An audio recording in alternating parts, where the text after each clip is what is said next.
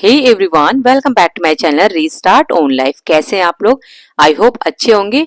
और फ्रेंड्स, हमेशा अच्छा होना भी चाहिए, क्योंकि अगर हम अच्छे रहेंगे ना तो वो हर चीज कर पाएंगे जो हम करना चाहते हैं। अगर मन से दुखी रहेंगे ना तो कोई भी काम देखो आसानी से नहीं हो पाता है, क्योंकि ना हम उसी चीज को बार बार सोचते रहते हैं।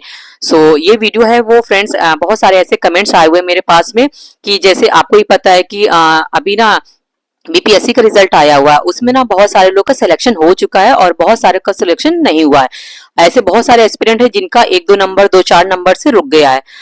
वो बहुत ज्यादा डिमोटिवेट है कि काश अगर एक दो नंबर मिल जाते ना तो मेरा सिलेक्शन हो चुका होता। देखिए, ऐसे ना डिप्रेशन में जाने वाली कोई बात नहीं है और ना इसमें डिमोटिवेशन वाली कोई बात नहीं है। हाँ, मैं मानती हूँ कि देखो, जब सिलेक्शन नहीं होता तो बहुत ज्यादा प्रॉब्लम होती है, क्योंकि ना ये ऐसे एक के साथ नहीं होता। ऐसे बहुत सारे स्टूडेंट हैं जिनका अगर सिलेक्शन हुआ है तो ऐसा जरूरी नहीं है कि वो उन्होंने फर्स्ट अटेम्प्ट में ही सिलेक्शन ले लिया हो। उन्होंने हो सकता है बहुत बार अटेम्प्ट दिए हो, बहुत सारी असफलताओं को फेस किया हो, इसके बाद उनको जाकर सफलता मिली है। तो फ्रेंड, ने ये सफलता है। सफलता के जो रास्ते होते हैं ना, वो हमेशा ही बहुत सारी असफलताएं होती हैं, उनको ना निकल के ही आगे बढ़ता है। ऐसा नहीं है कि बहुत ही लकी पर्सन होते हैं जिन्होंने बहुत अच्छी गाइडेंस ले लिया, बहुत अच्छे उन घर का माहौल रहा, या पढ़ाई में हो सकता है बहुत अच्छे रहे हो, या मतलब बहुत सारे फैक्टर्स होते हैं फ्रेंड। जब हम हमारे जो रिजल्ट हमारे फेवर में आता है ना तो उसका एक फैक्टर नहीं होता, बहुत सारे फैक्टर्स होते हैं। उसके फैमिली मेंबर्स का सपोर्ट होता है, ठीक है, घर में हर चीज का सपोर्ट होता है, फैसिलिटीज होती हैं, या मतलब कह सकते हैं कि उसके फेवर में ना हर चीज होती है। एक तो ये रीजन हो सकता है। दूसरा रीजन ये हो सकता है कि ना जब उसने अभी सिलेक्शन लिया तो उसने ना बहुत सारे ऐसे भी अटेम्प्ट है जो दिए हुए, और जब उन्होंने नहीं क्वालिफाई किया तो उससे अपनी गलतियों से ना बहुत चीजें सीखी हैं। और फ्रेंड, सबसे बड़ी बात यही होती है कि जब हम कोई गलती करते हैं ना तो हमें ना उस गलतियों को नजरअंदाज नहीं करना, उन गलतियों से हमको सीखना है।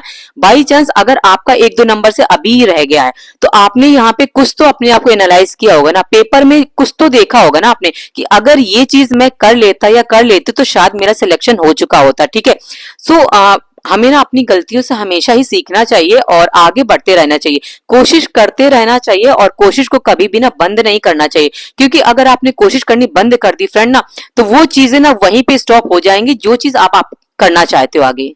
और फ्रेंड्स, ये सारी चीजें मैं आपको इसीलिए बोल रही हूँ क्योंकि ये ना आपके साथ ही नहीं हुआ, ये मेरे साथ भी हुआ है।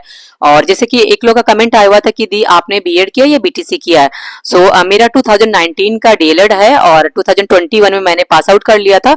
और उसी टाइम पे ना मैंने सीटेट हो गया और यूपी टेट हो गया, दोनों ही पेपर क्वालिफाई कर लिए थे और अच्छे नंबर भी थे मेरे।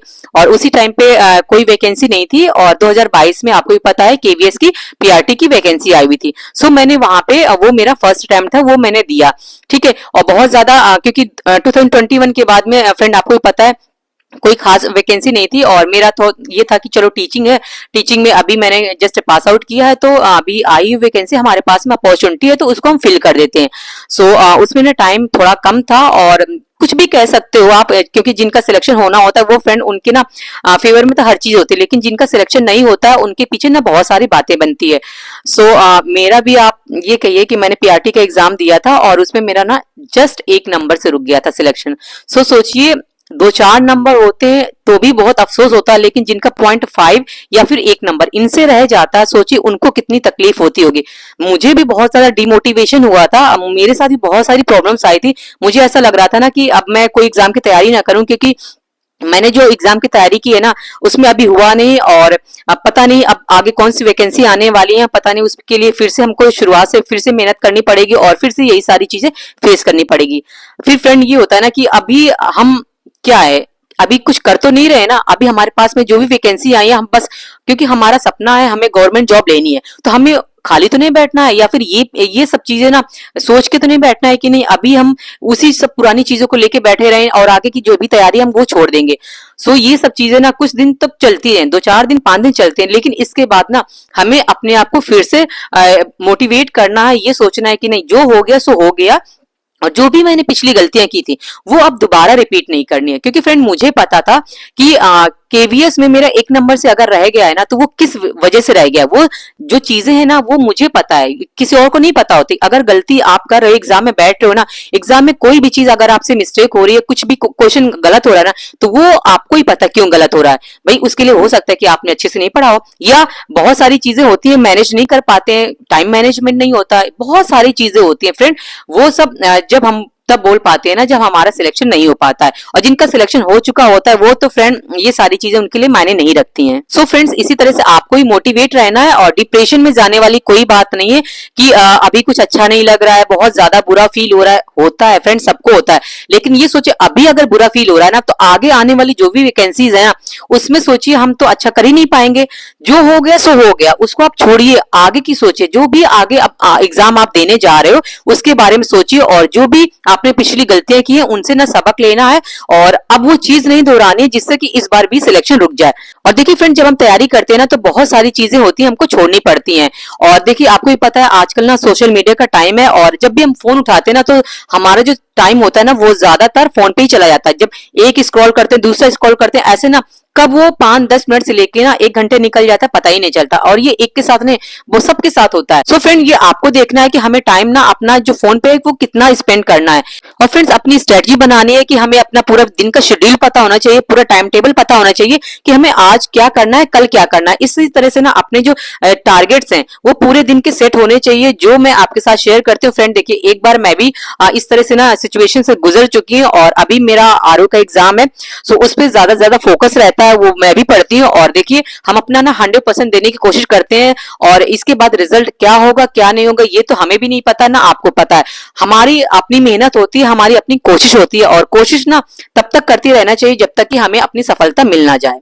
परेशान मत होइए, अपनी पढ़ाई कंटिन्यू करिए, क्योंकि फ्रेंड ना पढ़ाई में कंटिन्यूटी बहुत ज़्यादा ज़रूरी है। अगर हम बीच में ब्रेक ले लेते हैं ना पढ़ाई में, तो वो एक लंबा गैप हो जाता है, जिसकी वजह से जब हम फिर से स्टार्ट करते हैं ना, तो ऐसा लगता है जो भी हमने चैप्टर पढ़ा था वो अभी हम भूलते जा रहे हैं। देखिए, अभी जो मैं स्ट्रेटजी आपके साथ शेयर करती हूँ वो अभी हमारा एक बार रिवीजन हो चुका है, दोबारा रिवीजन हो रहा है।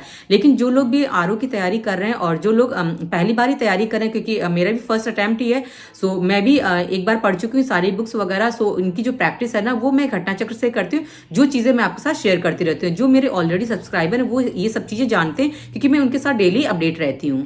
लेकिन जो लोग अदर एग्जाम की भी तैयारी करना चाहते हैं वो लोग भी जुड़ जाएं, क्योंकि ना एक दूसरे को देख के ही फ्रेंड मोटिवेशन मिलता है। क्योंकि बहुत सारे ऐसे लोग होंगे जो मुझे अपने आप से रिलेट कर पा रहे होंगे और सोच रहे होंगे नहीं, अगर मैं अगर तैयारी कर रही हूँ ना, तो हम भी जुड़ जाएं, हम भी तैयारी करना शुरू कर दें। और जो भी डेली के टारगेट्स होते हैं वो अपना अपना खुद के टारगेट सेट कर सकते हैं, या फिर जो मेरे टारगेट्स हैं वो भी फॉलो कर सकते हैं जो आरओ वाले स्टूडेंट्स हैं। फ्रेंड, कल के टारगेट मैं आपके साथ शेयर करने जा रही हूँ, और उन टारगेट को आप पढ़ लीजिएगा। कल मैं 2 ही सब्जेक्ट का टारगेट रखूंगी, करंट अफेयर और साथ में रीजनिंग। उनके जो टॉपिक हैं फ्रेंड वो मैं आपके साथ डिस्कस कर लेती हूँ। ये रहे कल के टारगेट। और कल है सैटरडे, और कल है मंथ एंड 30 नवंबर है, और आपको भी पता है कल के बाद में दिसंबर शुरू हो जाएगा। और दिसंबर वाला जो मंथ है वो भी देखिए हमारे लिए ना बहुत ज्यादा इंपॉर्टेंट है, क्योंकि इसके बाद तो न्यू ईयर लग जाएगा, और इस एक महीने को भी हम लोग ना बहुत अच्छे से यूटिलाइज करने वाले हैं। कल जो हम लोग पढ़ेंगे रीजनिंग में देख लीजिए, कोडिंग डिकोडिंग करना है, वेन डायग्राम करना है। और वेन डायग्राम से रिलेटेड आपको भी पता है कि अगर आपने लगाए होंगे क्वेश्चन पहले, तो सिलोगिज्म, अगर वेन डायग्राम करना आता है तो फ्रेंड सिलोगिज्म भी करना आ जाएगा। ये 3 टॉपिक हैं, इनकी आप प्रैक्टिस कर लीजिएगा। कोई भी आपके पास में जो भी बुक हो, चाहे सी सेट से आप प्रैक्टिस कर लेना, चाहे आप तो अरिहंत वाली कोई बुक आती है इसमें, तो वो आप लेके इनकी प्रैक्टिस कर लेना। और करंट अफेयर में फ्रेंड हम लोग ना कंप्लीट कर लेंगे नेशनल न्यूज, क्योंकि ना अभी जब इसको कंप्लीट कर लेंगे, जो संडे वाला दिन आएगा ना उसमें इसका रिवीजन रखेंगे, और फिर मंडे से ना एक इंटरनेशनल वाले जो टॉपिक्स होंगे वो स्टार्ट कर देंगे। आप देख लीजिए, ये ना हम लोग करंट अफेयर करते हैं आई दृष्टि से। ये जो रहा हमारा ये इसको ना थोरली आप पढ़ लेना, क्योंकि ना जब ये आप यहाँ तक पढ़ लेंगे तो जब हम संडे को इसका रिवीजन करेंगे कंप्लीट, तो वो एक बार ना अच्छे से हो जाएगा रिवीजन। और ऐसा नहीं है कि अब इनका रिवीजन करते नहीं, क्योंकि फ्रेंड ना इनका भी रिवीजन करेंगे। और साथ में देखो अभी इसमें ना आई दृष्टि में आपको भी पता सितंबर तक है, इसके बाद में अक्टूबर करना है, दिन इसके बाद में नवंबर दिसंबर, ये 3 महीने का और करना पड़ेगा जब आरओ का एग्जाम होगा। और हो सकता है कि आरओ का एग्जाम से पहले जिस भी मंथ में एग्जाम होगा उससे 1 महीने पहले तक तो पढ़ना ही पड़ेगा, लेकिन सबसे पहले इसको खत्म करना है। और इसमें बहुत सारे टॉपिक हैं वो फ्रेंड अभी तो मेरे रह रहे हैं, लेकिन बहुत सारे टॉपिक हैं वो मैंने थोरली पढ़ लिए हैं। सो अभी फिर से हम लोग पढ़ रहे हैं ताकि ना एक बार को और अच्छे से रिवीजन हो जाए, क्योंकि ये आपको भी पता है कि ना इसमें ना जो मार्क्स होते हैं वो 20 से 25 क्वेश्चन वो आते हैं। सो उसको तो हम ऐसे नहीं छोड़ सकते। सो डेली है, डेली अब मैंने करंट भी इंक्लूड कर लिया है, जो जैसा कि आप लोगों ने बताया था। सो कल हम 2 ही सब्जेक्ट पढ़ेंगे और इसको अच्छे से पढ़ेंगे।